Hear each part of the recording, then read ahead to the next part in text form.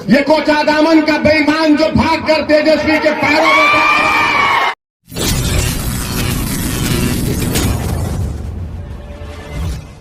अगर ये कह रहे हैं कि असदुद्दीन ओवैसी को तुमने धोखा दिया, तुमने असदुद्दीन ओवैसी को धोखा नहीं दिया।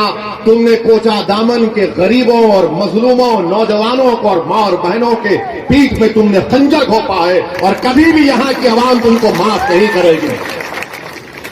अगर हिम्मत है तो आज आओ, इस्तीफा दो, आज इस्तीफा दो। मैं इन चारों बेईमानों से कह रहा हूं, अगर तुम में हिम्मत है तो इस्तीफा दो। खुदा की कसम खाकर कह रहा हूं, तुम जब दोबारा चुनाव लड़ोगे इस्तीफा देकर, तुम्हारी जमानत नहीं बचेगी। है तुम में हिम्मत तो बोलो, नीतीश को आ जाओ, तेजस्वी को आओ, तुम्हारे लिए कैंपेन करो। ओवैसी अकेला खड़ेगा, मगर इस्तीफा नहीं देंगे, इस्तेसाल करेंगे। इनमें हिम्मत नहीं है इस्तीफा देने की। अरे तुम नहीं जीते, मजलिस की मोहब्बत में अवाम ने वोट किया। तुम नहीं, तुम्हारी जात नहीं जीती, सीमांचल की लड़ाई के लिए अवाम ने वोट दिया। तुम्हारे बाप की वजह से तुम नहीं जीते, सीमांचल के भाइयों की वजह से तुमको कामयाबी मिली। ये समझ गए कि इनकी जात बहुत बड़ी है, इनफरादियत बहुत बड़ी है। अरे याद रखो, असदुद्दीन ओवैसी को अगर आज पहचान मिली तो अल्लाह के फजलो करम से मजलिस इत्तेहाद और मुस्लिमीन की वजह से मिली। मैं मजलिस की वजह से हूं, अगर मजलिस नहीं मगर नहीं हूं तो मैं कुछ भी नहीं। तो इन लोगों ने समझ लिया कि हम बहुत बड़े हो गए। अरे तुम कभी बड़े नहीं हो सकते। तुमने कौम से गद्दारी की, सीमांचल से गद्दारी की, गरीबों से गद्दारी की। तुम छोटे थे और हमेशा छोटे रहोगे इंशाअल्लाह।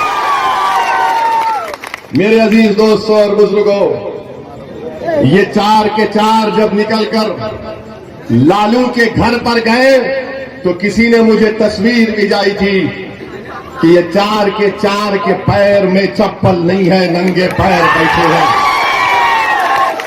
चार के पैरों में चप्पल नहीं है, नंगे पैर बैठे, और लालू उसकी औलाद के पैर में चप्पल है। ये तुम्हारी इज्जत है। अरे हम तो तुमको अपने कंधे पर बिठाया था, सीमांचल की जनता ने। सीमांचल की जनता ने तुमको अपनी आंखों का नूर बनाया था, अपनी पहचान बनाया था, मगर तुमको इज्जत रास नहीं आई। तुम चले गए, उसके पैरों में चले गए, तुम लालू के परिवार के। यहां पर महागठबंधन ने सीमांचल में जनसभा की तो इसी कोचा दामन के मौसूफ ने आखिरी सफ पे उनको बिठा दिए और फोटो डाल रहे कि मैं बैठा हूं। अरे बेशर्मो, कभी तो अपनी इज्जत का तो ख्याल कर लेते। तुमको अल्लाह इज्जत दे रहा था, तुमको इज्जत रास नहीं आई। मगर मेरे अजीज दोस्तों और बुजुर्गों, सीमांचल किसने कहना शुरू किया? क्या राजद ने कहा सीमांचल? क्या लालू ने कहा सीमांचल? क्या नीतीश ने कहा सीमांचल? क्या मोदी ने कहा सीमांचल? सीमांचल अगर किसी ने कहा तो मजलिस इत्तेहाद और मुस्लिमीन ने कहा। आज हम सीमांचल कह रहे हैं तो सबको मजबूरी की हालत में बोलना पड़ रहा है सीमांचल, सीमांचल, सीमांचल। मैं आपसे वादा पहले भी किया था और आज भी कर रहा हूं, अगर सारी दुनिया मेरे खिलाफ हो जाए तब भी अकेला असदुद्दीन ओवैसी खड़े होकर सीमांचल की लड़ाई लड़ेगा। मैं दुनिया के खिलाफ जाने को तैयार हूं। और जो लोग धोखा दिए सीमांचल की आवाम को, सुन लो, अल्लाह सुब्हाना व तआला तुमको जलील और रुस्वा करेगा।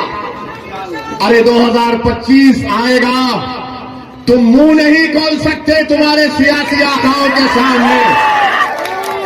तुम आंख में आंख नहीं मिला सकते तेजस्वी यादव से, और नीतीश को तो तुम देख ही नहीं सकते। आज बताइए इनकी क्या अहमियत है। ये मीर जाफर और मीर सादिक की तारीख को उन्होंने दोहराया है। जिसने टीपू सुल्तान को, सिराजुद्दौला को धोखा दिया, ये इन्हीं लोगों के जानशीन है। मैं इनको मुबारकबाद देता हूं कि तुमने मीर जाफर और मीर सादिक की उस गद्दारी को तुमने जनता के सामने याद दिला दिया। अब जनता जान चुकी है। आवाम जान चुकी है।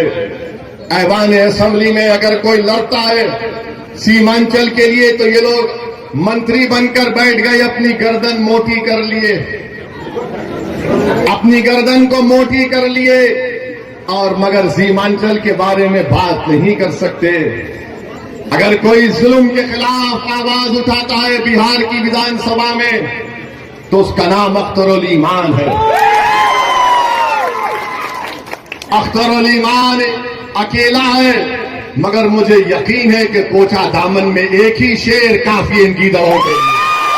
इस तरह की वीडियो अगर आप देखना चाहते हैं तो YouTube पे जाइए, खुले अल्फाज चैनल सर्च कीजिए और देखिए। अल्लाह हाफ़िज़।